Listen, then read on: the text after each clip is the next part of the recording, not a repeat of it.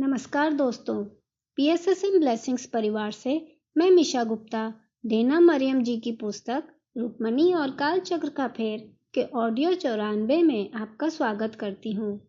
अभी तक अंजलि सुजाता को श्री कृष्ण और रुक्मणी के कार्यों से अवगत करा रही थी।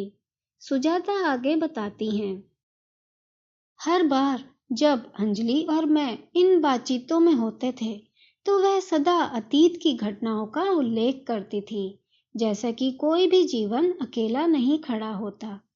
यदि मैं जनक परिवार में एक सेविका थी और यदि माता सीता थी, तो कदाचित इसलिए उन्होंने मुझे महिला निवास में अधिक सेवापूर्ण कार्यों को करने से रोकने में इतना हठ किया था और उन्होंने मुझे महिलाओं को कला की सराहना सिखाने के लिए प्रोत्साहित किया। वह नहीं चाहती थी कि मैं एक अधिक सुविधाजनक भूमिका में वापस आ जाऊं। रेवती के साथ भी यही हुआ, जिसने स्वयं को एक गायिका के रूप में सोचने से अस्वीकार किया था। यह लगता था कि माता हम दोनों को हमारे सुविधाजनक स्तर से परे धकेल रही थी और इसके पीछे कोई कारण होना चाहिए। विवाह के समय मेरे अनुभव के पश्चात मुझे पता चला कि वह और श्री कृष्ण दोनों मुझे नई आध्यात्मिक भूमि में एक ऐसे क्षेत्र में उत्साहित कर रहे थे जो अपरिचित और थोड़ा भयावह था। यह मेरे स्वयं के विकास के लिए होना चाहिए, मैंने सोचा, और फिर यह सब मेरे समझने के लिए बहुत जटिल था। मैंने यह समझा कि मैं केवल माता द्वारा ही नहीं बल्कि श्री कृष्ण द्वारा भी मार्गदर्शन पा रही थी, जैसा कि महिला निवास में हर कोई पा रहा था। वही थे जिन्होंने मुझ में श्री राम के प्रति प्रेम जागृत किया था। क्या मैंने श्री राम को उस जीवन के दौरान देखा हो सकता है जब मैं एक सेविका थी? और क्या मैंने उस समय उनके प्रति ऐसा प्रेम अनुभव किया था? एक सेविका को क्या पता होता? क्या एक सेविका ने माता सीता और श्री राम के स्वभाव को, उनके प्रेम को कुछ भी जाना था?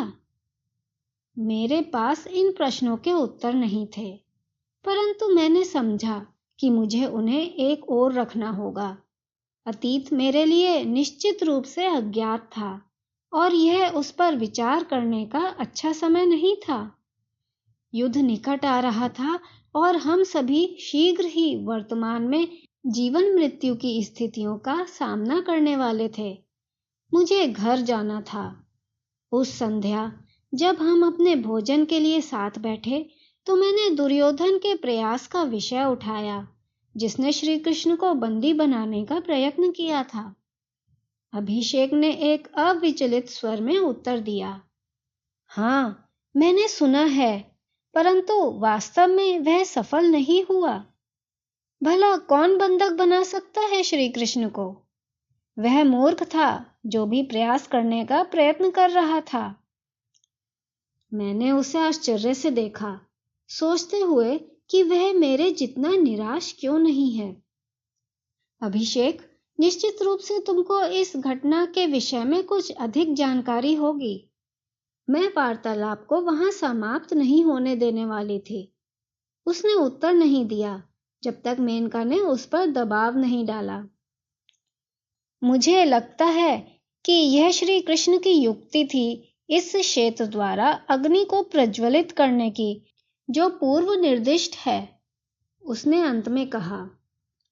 लेकिन वह एक शांति दूत के रूप में गए थे, एक बहुत ही उचित संयमी शांति योजना के साथ। मैंने विरोध किया। उसने उत्तर नहीं दिया। अभिषेक, तुम्हें क्या पता है? मुझे जो पता है वह यह है कि शांत जल को छेड़ दिया गया है। अब उसकी वाणी ऊपर उठी।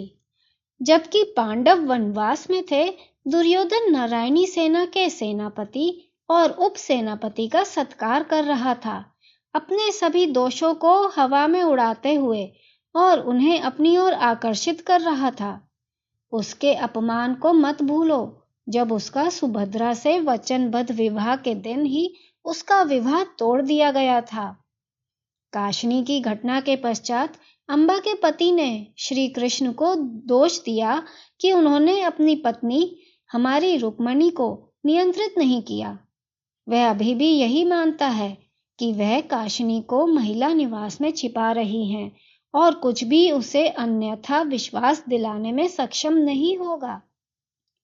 कुछ अन्य योद्धा भी हैं जो उन्हें पसंद नहीं करते हैं और जो कहते हैं कि उनके पारिवारिक विषयों में हस्तक्षेप है।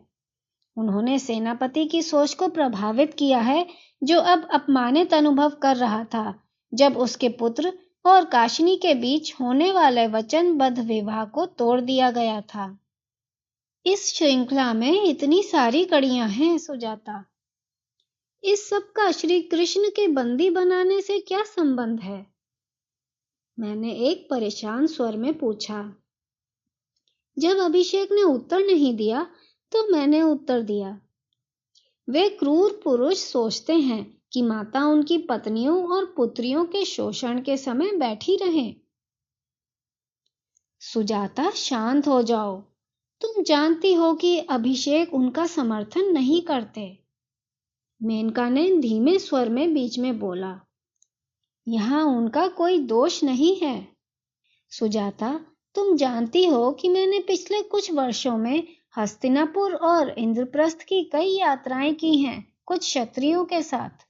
मैंने उनके रवैये में बदलाव देखा है। वे दुर्योधन के क्रूर चरित्र को देखने में अंधे हो गए हैं। श्री कृष्ण को बंदी बनाने के प्रयास के विषय में यह अवश्य होगा कि पांडवों की रक्षा के कारण क्रोध में आकर, और मुझे संदेह है दुर्योधन ने नारायणी सेना को भी एक संदेश भेजा होगा कि वह श्री कृष्ण से नहीं भयभीत है।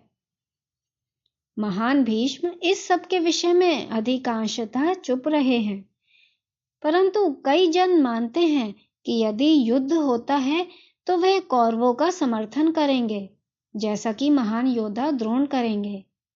कौन उन दो महान वीरों के विरुद्ध जाएगा? मेरा सबसे अधिक भय यह है कि हमारे सेनापति अब अनुभव कर रहे हैं कि दुर्योधन का ऊपरी हाथ है। उन्होंने उसके साथ एक गुप्त गठजोड़ किया है। उन शब्दों पर मेरे नेत्र चौड़े हो गए और मैं चिल्लाई, यह धोखाधड़ी से कम नहीं है। सुजाता, वह श्री कृष्ण है। कौन उन्हें बंदी बनाकर रख सकता है? अगर उन्होंने ऐसा होने दिया तो यह उनका एक उद्देश्य था। मेनका ने एक स्थिर स्वर में हस्तक्षेप किया। और जो उनको धोखा देते हैं वे निश्चित रूप से मूल चुकाएंगे। मेरे नेत्र चमक रहे थे। मेनका, अगर नारायणी सेना दुर्योधन की रक्षा में युद्ध करती है तो इसका अर्थ है कि अभिषेक को अर्जुन और उसकी सेना का सामना करना पड़ेगा। वह कैसे हो सकता है? अभिषेक ने फुसफुसाते हुए कहा। निश्चित रूप से यह पारित नहीं होगा। मित्रों, क्या अभिषेक की सोच सही है? जानेंगे अगली कड़ी में। आप सबका बहुत बहुत धन्यवाद।